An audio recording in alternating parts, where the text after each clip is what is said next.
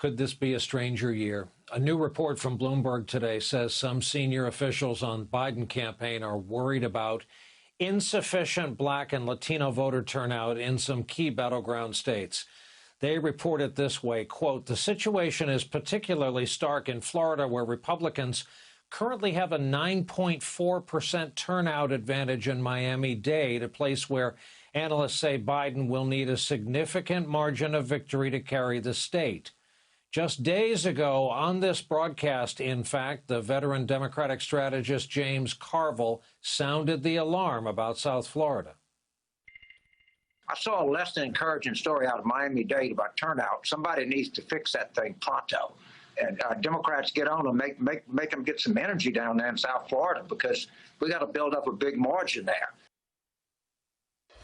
With us to talk about this and more, Jason Johnson, veteran of campaigns, a veteran of journalism, a contributor over at the Griot, and a professor of politics at Morgan State University. Also, Beth Fooey's back with us, a veteran of the Associated Press, a senior politics editor for MSNBC and NBC News. Welcome to you both. I'll get it out. Jason, is this worry real? Does it also have the added advantage of scaring the Biden base into getting out if they haven't already? And what can be done about it? Yeah, Brian. So there's multiple things going on here, right? You've got some people in the Biden campaign, as you saw in those stories, who are legitimately concerned. You have some people who want to keep everybody afraid so the people are still motivated. But the sources that I've spoken to have said this is not an issue.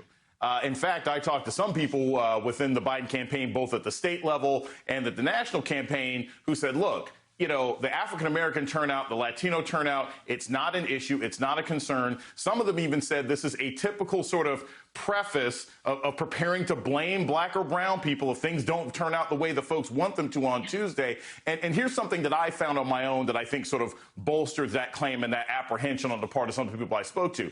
The National Voter Survey, lots of different survey organizations have shown African Americans and Latinos in particular do not trust and often don't have access to early voting.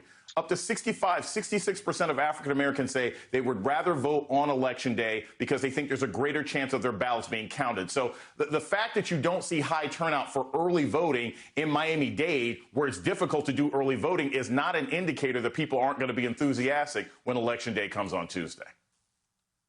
All right, Beth, I got one for you. Here's the esteemed governor of Florida on with Sean Hannity tonight. We'll discuss on the other side. Just in the mechanics of voting, the doom and gloom about COVID has shifted Democrats to vote for mail because they're not comfortable going in person. Well, we're going into Election Day. We're going to have 200,000 more super voters who haven't voted, who we know will show up. So our Election Day turnout, we usually win Election Day anyways. I think that margin is going to be even bigger this year, and I think part of that will be for some of the fear-mongering that Biden has done. I think it's going to come back to bite him. Okay, Beth, between super voters and fear-mongers, what do you think is going on in Florida? So Florida is always very, very close, Brian, as you know. The last several elections have been decided by just fractions of votes. So whatever happens on Tuesday, it's going to be just a hair on either side, and either candidate could win or lose this. And Jason's right. I mean, you could sort of parse this to death and try to figure out what's going on with the different communities in Florida. I mean, it's a huge state with a huge range of demographics. What we do know is that Joe Biden has had a hole in his game all along with Latino voters. He lost them badly to Bernie Sanders during the primaries. There's been some softness for Joe Biden with Latinos, younger Latinos, and also younger Black men. There's been a lot of effort being done both by the Biden campaign and by some of the super PACs to try to shore that up, to try to talk to these communities about why they should give Joe Biden a look.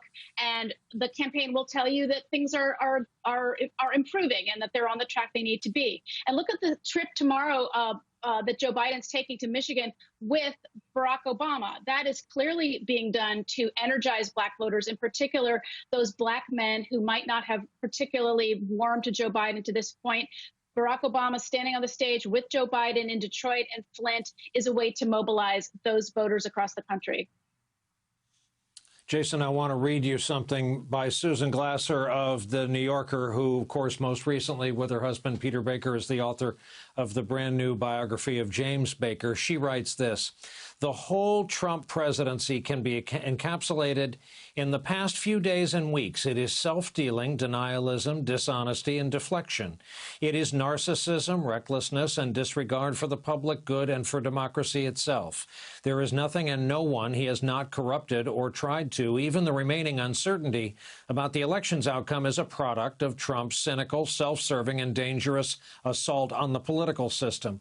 Washington can read the polls, but after 4 years, there's still no poll that can fully account for this president. Folks, it ain't over till it's over. All right, Jason, for all the marbles, where do you put this race coming up on 3 days out?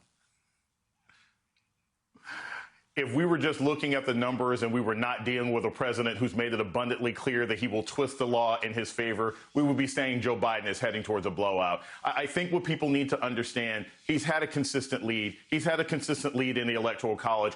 And what I think a lot of people don't understand when they're looking at young voters, looking at African-American voters, Joe Biden is not recreating the Obama coalition. He's not. This is a completely different coalition. He's doing well with white seniors. That's not something Obama was ever able to do. So this election is not going to look like what we think it's supposed to look like. But the real question is not going to be Election Day, where I think Joe Biden will probably blow Trump out of the water when it comes to the actual, sort of national vote.